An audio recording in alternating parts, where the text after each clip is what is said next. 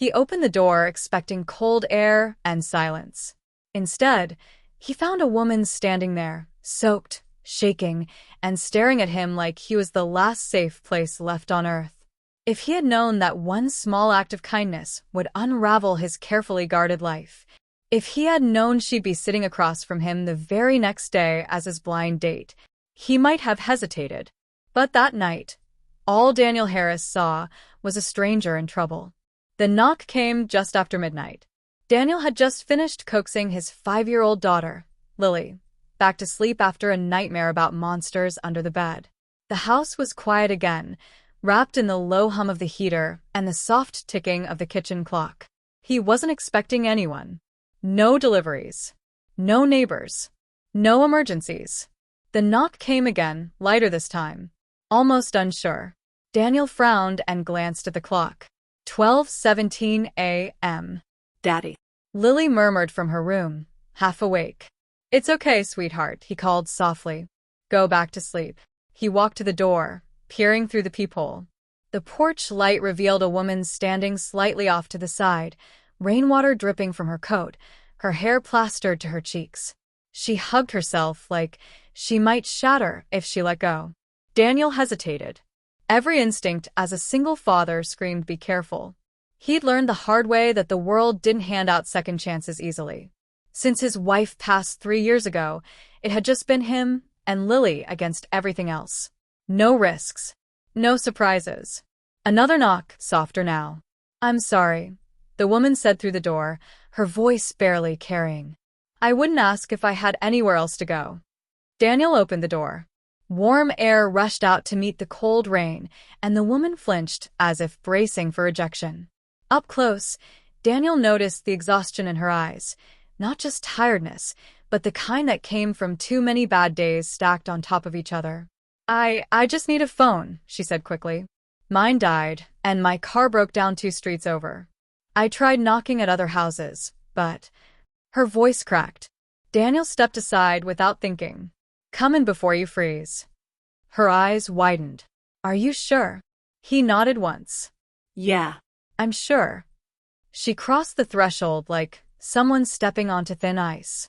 "My name's Daniel," he said, closing the door behind her. "I've got coffee or tea." "Emily," she replied quietly. "And tea would be perfect."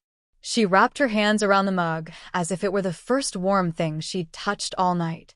Daniel handed her a towel, watching as she dabbed at her hair, her hands trembling despite herself. "Your car?" he asked. "Engine overheated," she said. "Tow truck couldn't come until morning. My sister was supposed to pick me up, but we were not speaking." Daniel didn't press. Some stories announced themselves. Others needed time. From the hallway, a small voice piped up. "Daddy." Daniel stiffened.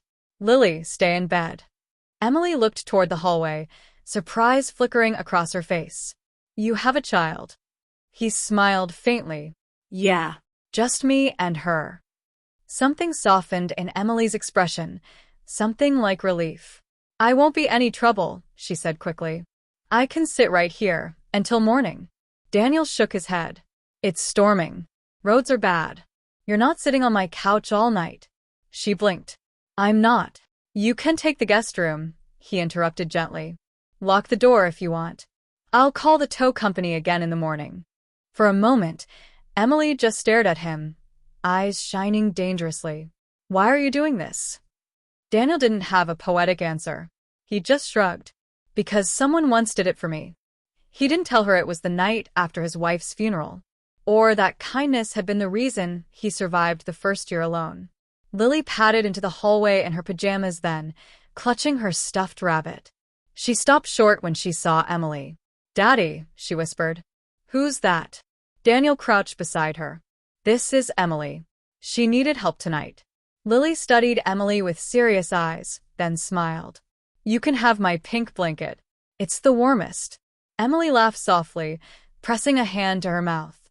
"Thank you."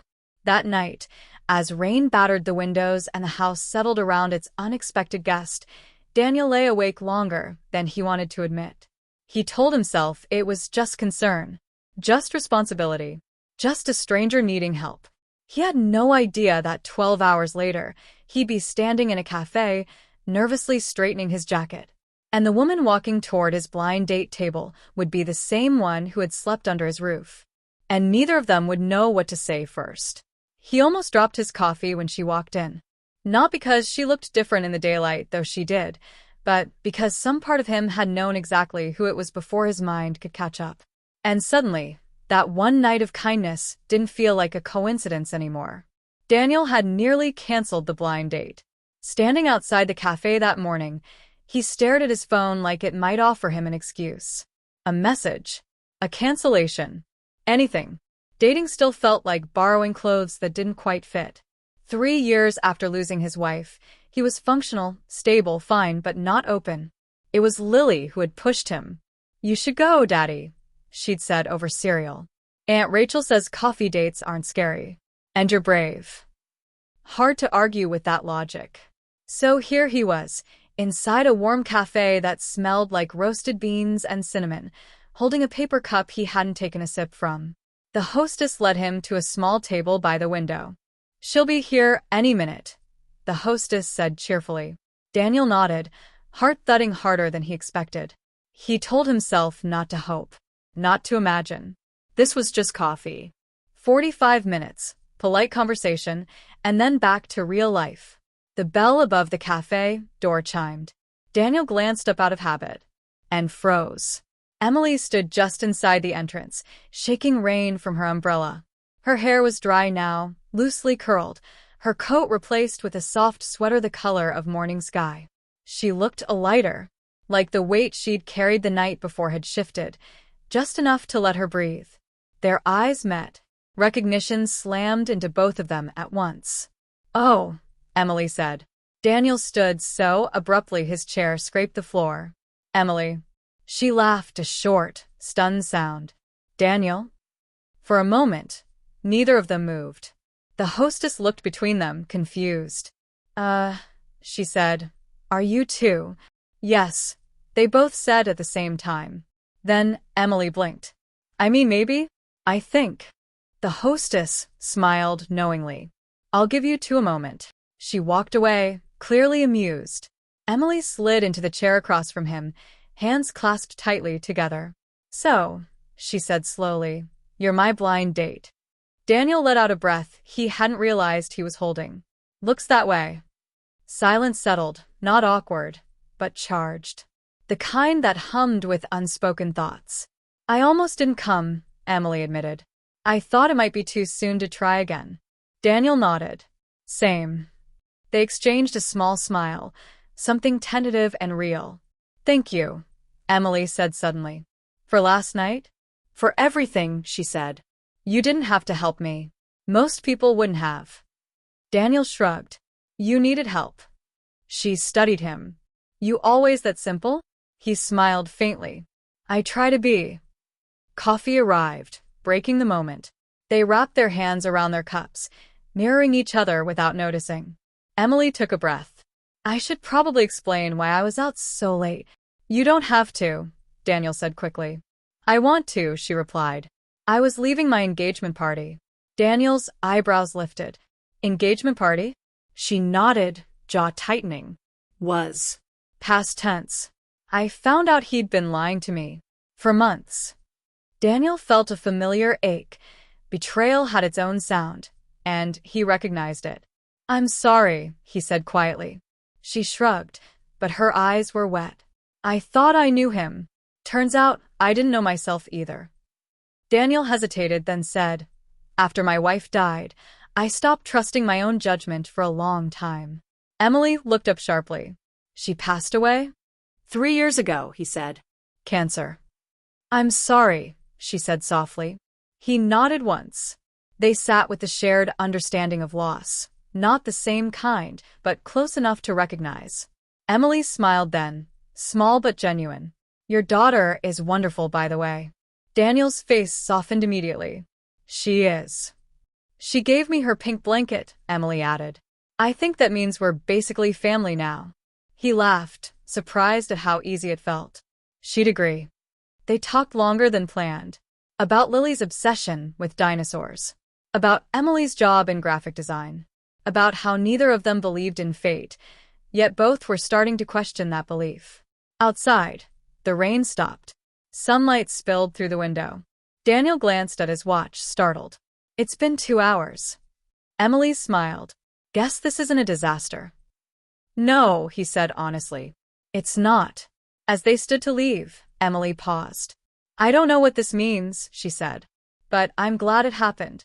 Daniel nodded. Me too. Neither of them noticed the quiet way the universe leaned in, because the real test of that one night of kindness hadn't even begun yet. The first crack didn't come from a fight. It came from fear, because the closer she got to his life, the more Emily realized she wasn't just falling for a man. She was stepping into a world that had already been broken once. Emily noticed the silence first. Not the comfortable kind, the kind that wrapped around you like a blanket, but the careful one Daniel used when he was thinking too much. It crept in during their third date, while they walked through a small park near his house, Lily racing ahead with a dandelion in each hand. Daniel smiled and laughed at all the right moments, but his eyes kept drifting, watching Lily, scanning the path, measuring risks Emily couldn't see. You okay? Emily asked gently. Yeah, he said too fast. Just used to being alert. She nodded, though her chest tightened. She understood vigilance. She'd spent months ignoring her instincts, trusting someone who didn't deserve it. Still, part of her wondered where she fit in that guarded space. Dating Daniel wasn't dramatic. There were no grand gestures, no whirlwind passion. Instead, there were grocery store trips, late-night text messages about Lily's school projects, and shared glances that said more than words. And somehow, that made it scarier. One afternoon, Emily stopped by Daniel's house with takeout. Lily had insisted on showing her this secret fairy rock in the backyard. Emily followed her, crouching to inspect the painted stone hidden beneath a bush. Do you like my daddy? Lily asked suddenly. Emily nearly dropped the rock. She laughed softly. I do. Lily smiled, satisfied. Good. He smiles more when you're here. The words lodged in Emily's chest. Later that evening, after Lily was asleep, Emily sat on the couch twisting the edge of a napkin between her fingers. I should tell you something, she said. Daniel looked up, instantly attentive. Okay. My ex, she began, then stopped. My fiancé. He cheated on me. With someone I considered a friend. Daniel's jaw tightened, but he stayed quiet. I ignored signs, she continued. I made excuses. And now I keep wondering if I'm doing it again, if I'm rushing into something because it feels safe. Daniel leaned forward, elbows on his knees. Do I feel like a mistake? No, she said quickly. You feel like a risk. He exhaled slowly.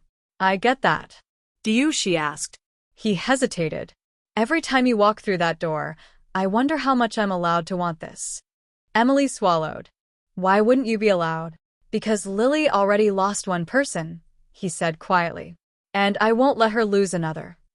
The words landed heavy between them. Emily nodded, understanding more than she wanted to.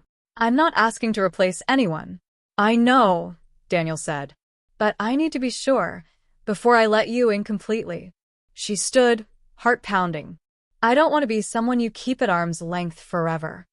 Daniel looked torn. I don't want to hurt you. Not choosing me will hurt too, she said softly. That night, Emily lay awake in her own bed, staring at the ceiling. She thought about the way Daniel's house felt. Warm, lived in, careful. She thought about Lily's pink blanket, about the man who opened his door without knowing who she was. She realized something painful and true. Love wasn't about grand gestures. It was about courage. The next morning, Daniel woke to find Lily standing by his bed, fully dressed. Daddy, she said seriously, are you going to lose Emily? Daniel sat up, heart thudding. Why would you ask that? You were quiet last night, Lily said. That means you're scared. Daniel rubbed his face. Kids saw everything. I don't want to make mistakes, he admitted. Lily climbed onto the bed and wrapped her arms around his neck. Mommy used to say love is scary because it matters. Daniel closed his eyes. Later that day, Emily received a text. Daniel, can we talk tonight? Really talk. She stared at the screen, pulse racing. Emily, yes. Because both of them knew whatever happened next would decide whether that one night had been the beginning of something real or the moment they were too afraid to follow. He didn't plan to tell her everything. He only planned to be honest. But sometimes honesty opens doors you can't close again. Daniel paced his living room for the third time, running a hand through his hair as the clock ticked louder than usual. Lily was at a sleepover with Aunt Rachel, the house unusually quiet, too quiet. Normally, he welcomed the silence. Tonight, it felt like pressure building in his chest. A knock sounded at the door. Daniel stopped pacing. This time, when he opened it, there was no rain. No desperation. Just Emily, steady, nervous, real. "Hi," she said. "Hi," he replied, stepping aside. "Come in." They sat across from each other on the couch, a careful distance between them, as if the space itself needed to witness what came next. Daniel took a breath. "I need to tell you why I'm like this." Emily nodded. "I'm listening." "When my wife got sick," he began, eyes fixed on the floor, "I told myself I was strong enough to handle it. That Lily was young, that she wouldn't remember the worst parts." His voice tightened. "I was wrong." Emily didn't interrupt. "She remembers hospital smells, machines, me crying in the car." He swallowed. "After she died, Lily asked me every night if I was going to disappear too." Emily's eyes filled. "Daniel, I promised her I wouldn't let anyone hurt us again," he said. That promise turned into walls. He looked up then, meeting Emily's gaze. "And you scare me because you make me want to open them." Emily exhaled shakily. "I don't want to be a risk you regret." "You aren't," he said firmly. "You're a chance I'm afraid to lose." Silence stretched. Then Emily stood. For a terrifying second, Daniel thought she was leaving. Instead, she crossed the room and knelt in front of him. "I didn't leave my engagement because I was weak," she said. "I left because I finally chose myself." She reached for his hands. "I'm not asking for promises. I'm asking for honesty, even when it's messy." Daniel's throat burned. "What if Lily gets attached?" Emily smiled softly. "Then I'll show her that loving someone doesn't mean they disappear." A knock interrupted them. Daniel frowned. "Rachel shouldn't be back yet." He opened the door. Lily stood there, overnight bag in hand. "I missed you," she announced, stepping inside. Rachel sighed behind her. She insisted. Lily's eyes landed on Emily. Her face lit up. "You came back." Emily knelt immediately. "I did." Lily studied her seriously. "Are you staying?" Daniel held his breath. Emily looked up at him, silently asking permission. He nodded. "Yes," Emily said. "I'm staying." Lily smiled, satisfied. "Good. Daddy needs people." That night, they made popcorn, laughed at a silly movie. Nothing dramatic happened, and yet everything changed. Later, after Lily fell asleep on the couch between them, Daniel whispered, "Thank you." Emily rested her head on his shoulder. "For what?" "For being brave when I wasn't." She smiled. "You're braver than you think." But outside that warm living room, life was already lining up its next test. One that would force Daniel to choose between the safety of fear and the risk of love. The final choice didn't come with drama or ultimatums. It came quietly, on an ordinary morning, when love asked not for perfection, but for presence. The morning sun filtered through the kitchen window as Daniel flipped pancakes, Lily perched on a stool beside him, swinging her legs. "Emily makes funny faces when she drinks hot coffee," Lily announced. Daniel smiled. "She does." Emily laughed from the table. "That's classified information." It had been 3 weeks since the talk. 3 weeks of slow, deliberate steps, shared dinners, school pickups, late-night conversations after Lily went to bed. Nothing rushed, nothing forced, and yet everything felt different. Emily had started leaving a toothbrush in the bathroom drawer. Daniel had started planning things further than a week ahead. Small things, but for them, monumental. Still, fear hadn't vanished. That morning, Daniel watched Emily help Lily button her jacket, Fingers gentle, patient. A familiar ache twisted in his chest, the old instinct to protect by holding back. "Daddy," Lily said suddenly. "Are you scared again?" Daniel froze. Emily looked up, concern flickering across her face. He knelt in front of Lily. "Why do you think that?" "You get quiet when you're scared," Lily said simply.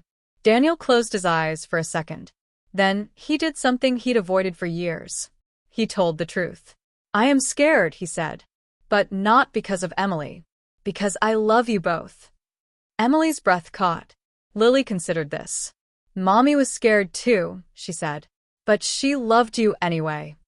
Something in Daniel broke open, gentle, necessary. That afternoon, Emily received a call she'd been dreading. Her ex-fiancé. "I heard you're seeing someone," he said. "Already moved on?" Emily's voice was calm. "I moved forward." He scoffed. "You think playing house with a widower and his kid is a future?" Emily glanced at Daniel and Lily in the backyard, chalk dust on their hands, laughter in the air. "Yes," she said simply. "I do." She hung up without shaking. That evening, as Lily colored at the table, Daniel cleared his throat. "I want to ask you something," he said to Emily. She looked up, heart pounding. "Okay." "I don't know what the future looks like," he said. "But I know I don't want to face it without you." Emily's eyes filled. "Daniel." "I'm not asking for perfection," he continued. "I'm asking for us to keep choosing each other. Every day." Lily looked up. "Is this the part where you hug?" They laughed through tears. Emily nodded. Yes. "I choose that."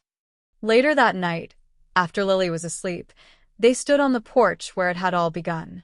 The air was calm, stars scattered across the sky. "You know," Emily said softly, "if your door hadn't been open that night." Daniel took her hand. "I think it was always meant to be." She leaned into him. Love didn't knock loudly. It waited. Inside, Lily slept peacefully, safe, loved, surrounded. And Daniel finally understood. Opening the door that night hadn't been a risk. It had been the moment. He let life back in.